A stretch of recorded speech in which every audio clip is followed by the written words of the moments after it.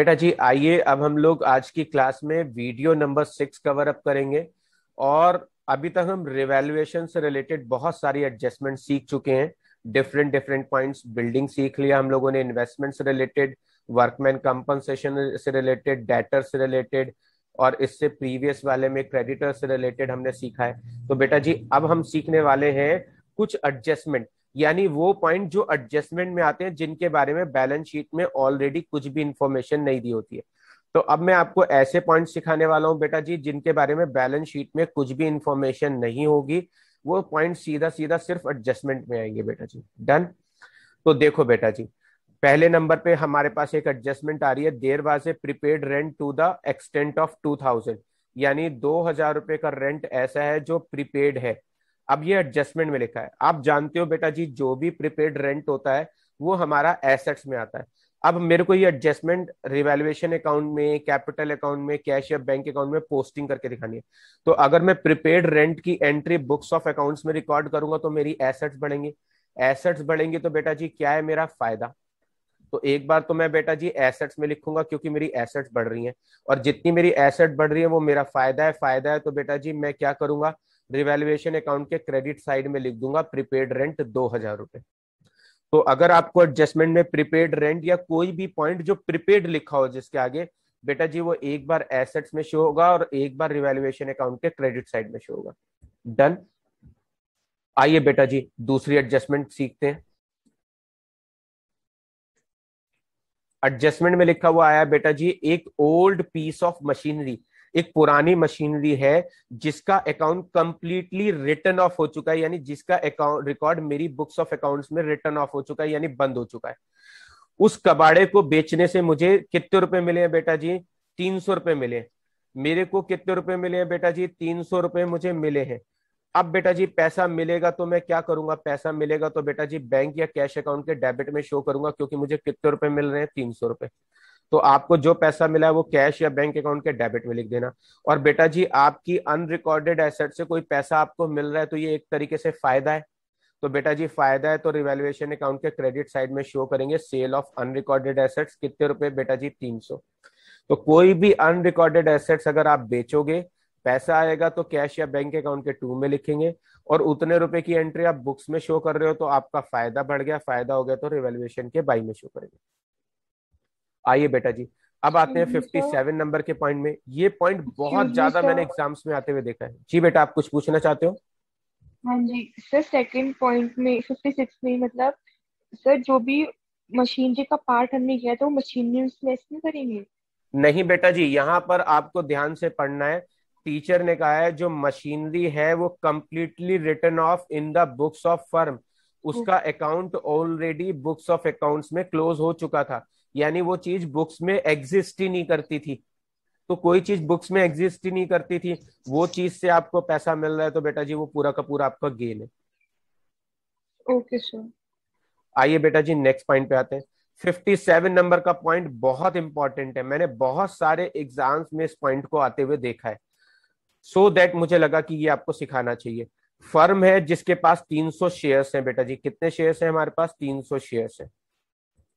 लीजिए बेटा जी 300 शेयर्स है, जिनकी फेस वैल्यू बेटा जी, जिनकी फेस वैल्यू 3000 रुपए है, जिनको कंप्लीटली रिटर्न ऑफ, यानी जिनका अकाउंट हमारी बुक्स ऑफ अकाउंट्स में क्लोज हो चुका है, उसे सी नाम के पार्टनर ने 3 रुपए के रेट से पर शेयर को ले लिया।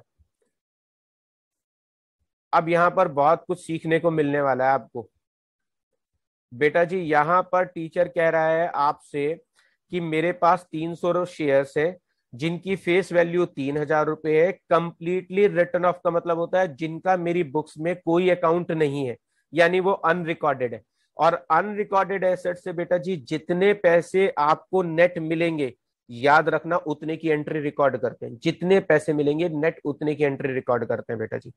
तो 300 शेयर 3 रुपए के हिसाब से 900 रुपए के बिके, और बेटा जी 900 रुपए की अनरिकॉर्डेड एसेट्स बिकी है, तो बेटा जी ये फायदा है, फायदा है तो रिवैल्यूएशन के क्रेडिट में शो करेंगे 900 रुपए।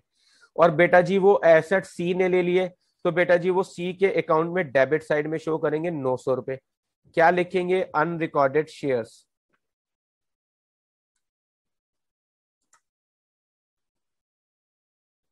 डन बेटा जी। तो यहां पर 300 इंटू 3, 900 रुपए के शेयर्स हैं जिसे सी ने ले लिया, और वो अनरिकॉर्डेड एसेट्स है। अगर अनरिकॉर्डेड एसेट्स को बुक्स में शो करूंगा तो एसेट्स बढ़ेंगे, फायदा हो रहा है, और वो एसेट सी ने ले ली तो सी के कैपिटल अकाउंट के डेबिट में लिख देंगे। डन। आइए बेटा जी एक और पॉइंट करते हैं। यहां पर आ रहा है बेटा जी ज्वाइंट लाइफ पॉलिसी का पॉइंट है। पार्टनर्स के लिए हमने एक ज्वाइंट लाइफ पॉलिसी ली हुई है, यानी ए बी सी 3 पार्टनर्स होते हैं, हमने उनके लिए कंबाइंड लाइफ पॉलिसी ले रखी है, और उसकी सरेंडर वैल्यू दे रखी है बेटा जी 3400। अब आपको एक तो ये नहीं पता होगा कि ज्वाइंट लाइफ पॉलिसी क्या होता है, दूसरा आपको ये नहीं पता होगा सरेंडर वैल्यू क्या होती है बेटा जी। तो मैं दोनों को आपको समझाने की कोशिश कर रहा हूं, आप ध्यान से मेरी बात को एक केयरफुली सुनना। बेटा जी ए बी सी 3 पार्टनर है। अगर मान लीजिए किसी भी पार्टनर की डेथ हो जाती है तो बेटा जी ऐसे में हमें उसके फैमिली मेंबर्स को एट ए टाइम कुछ मॉनेटरी सपोर्ट देना पड़ता है। उसके फैमिली मेंबर कहते हैं कि भाई अब हमारा जो पार्टनर है वो तो चला गया, आपके पास जो भी उसका पैसा रखा है वो हमें उसको दे दो। तो ऐसे में हमें उसके फैमिली मेंबर्स को अमाउंट पे करनी पड़ती है। समहाउ बेटा जी अगर मान लो किसी पार्टनर ने 5 लाख रुपए की कैपिटल बिजनेस में लगा रखी थी और उसकी डेथ हो गई, तो उसकी डेथ पे हमें 5 लाख रुपए उसको लौटाने पड़ेंगे, प्लस उसका जनरल रिजर्व, प्लस उसका प्रॉफिट एंड लॉस, प्लस उसका शेयर इन गुडविल, सब कुछ कैलकुलेट करके उसके फैमिली मेंबर्स को लौटाना पड़ेगा। अगर मुझे इतना सारा पैसा उसे देना पड़ेगा और वो पैसा मुझे बिजनेस में से निकाल के देना पड़े, तो बेटा जी मेरा पूरा का पूरा बिजनेस डिस्टर्ब हो जाएगा। और मेरे पास अगर इतना पैसा कैश इन हैंड के तौर पे नहीं है देने के लिए, तो मुझे कहीं से बोरो करना पड़ेगा या फिर मुझे भी कहीं से लोन लेना पड़ेगा। तो उस कंडीशन में जो कंपनी की फाइनेंशियल पोजीशन होती है वो एकदम से डिस्टर्ब हो जाती है। तो ऐसे में कंपनीज क्या करती हैं, कंपनीज पार्टनर के नाम पर एक पॉलिसी ले लेते हैं जिसे हम बोलते हैं ज्वाइंट लाइफ पॉलिसी। अगर किसी भी पार्टनर की डेथ होगी तो इंश्योरेंस कंपनी क्या करेगी, उस पॉलिसी का पैसा हमें दे देगी। जैसे ए बी सी 3 पार्टनर है, हमने तीनों पार्टनर के नाम पर कंबाइंड एक पॉलिसी ले ली 8 लाख रुपए की। अगर ए या बी या सी में से कोई भी पार्टनर एक्सपायर हो जाता है, कोई भी पार्टनर एक्सपायर हो जाता है, तो इंश्योरेंस कंपनी हमें पूरे 8 लाख रुपए दे देगी। वो 8 लाख रुपए जो हमें मिलेंगे उससे हम उसके फैमिली मेंबर की इजीली पेमेंट कर देंगे, और जो एक्स्ट्रा पैसा बचेगा उसे बिजनेस में इन्वेस्ट कर लेंगे। तो हमें दोनों बेनिफिट मिल गए। एक तो हमने उसके फैमिली मेंबर को at a time financially support दे दिया, दूसरा जो एक्स्ट्रा पैसा बचा वो हमने अपने बिजनेस को और इंक्रीज करने में लगा दिया। तो ज्वाइंट लाइफ पॉलिसी इसलिए पॉइंट में क्वेश्चन में दिया होता है। अब मान लीजिए बेटा जी मैंने 8 लाख रुपए की पॉलिसी ली है, ज्वाइंट लाइफ पॉलिसी। अब जो 8 लाख रुपए की हमने पॉलिसी ली है, मान लो उसका बेटा जी हम 40,000 रुपए प्रीमियम देते हैं हर साल। मैंने पहले साल प्रीमियम दिया 40,000 रुपए, दूसरे साल मैंने प्रीमियम दिया 40,000 रुपए, तीसरे साल मैंने प्रीमियम दिया 40,000 रुपए। जब हम इंश्योरेंस कंपनी को प्रीमियम हर साल 40,000 रुपए का दे रहे हैं, तो इंश्योरेंस कंपनी क्या करती है, हर साल हमें एक सरेंडर वैल्यू इश्यू करती है।